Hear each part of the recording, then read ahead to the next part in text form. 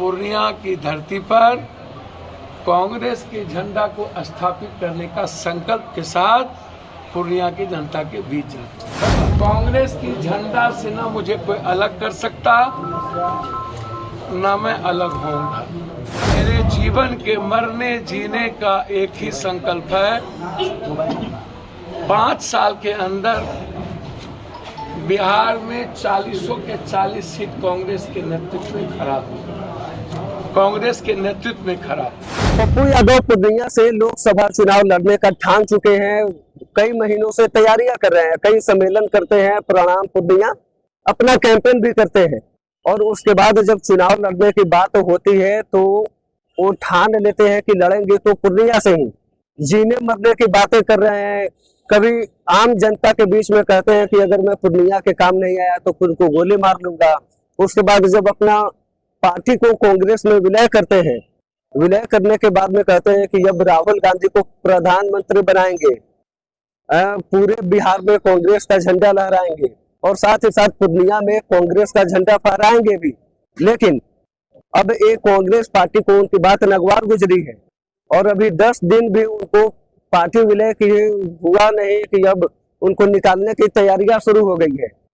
कांग्रेस के प्रवक्ता है राजेश राठौर, उनका कहना है कि पप्पू यादव अगर पार्टी के जो नियम है उसके विपक्ष में जाते हैं तो उनको पार्टी का सदस्य नहीं माना जाएगा।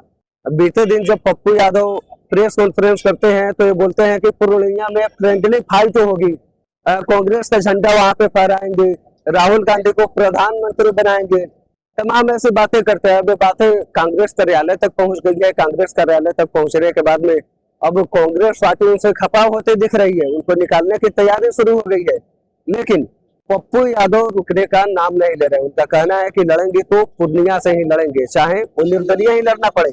आप देख रहे होंगे सोशल मीडिया पे जो भी उनके समर्थक हैं वो खुलेआम कर रहे हैं कि निर्दलीय लड़ना पड़े, निर्दलीय लड़ेंगे, ऐसी तमाम बातें हो रही है। तो वही पप्पू यादव कहते हैं कि उनको मधेपुरा और सुपौल सीट से भी ऑफर मिला हुआ था कि आप मधेपुरा से लड़ लीजिए, सुपौल से लड़ लीजिए, लेकिन उन्होंने स्पष्ट तौर पर इनकार करते हुए कहा कि लड़ेंगे तो पूर्णिया के लिए ही, वरना राजनीति छोड़ दूंगा, पूर्णिया के काम नहीं आया तो मेरी अर्थी उठेगी।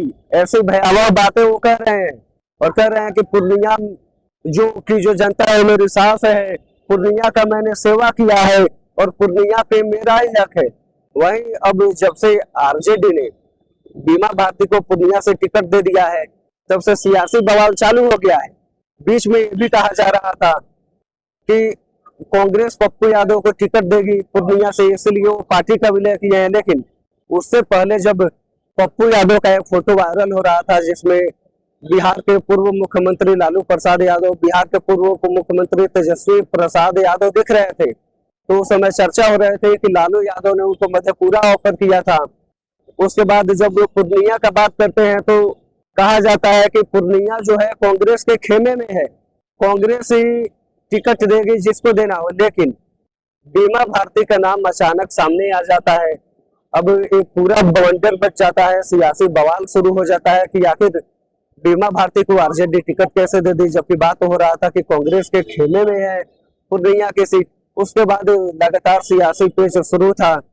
बीते 2 दिन पहले पटना में प्रेस कॉन्फ्रेंस भी होता है कि कौन पार्टी किस सीट से लोकसभा चुनाव लड़ेगी, उसमें भी पूर्णिया राजद के खेमे में जाती है।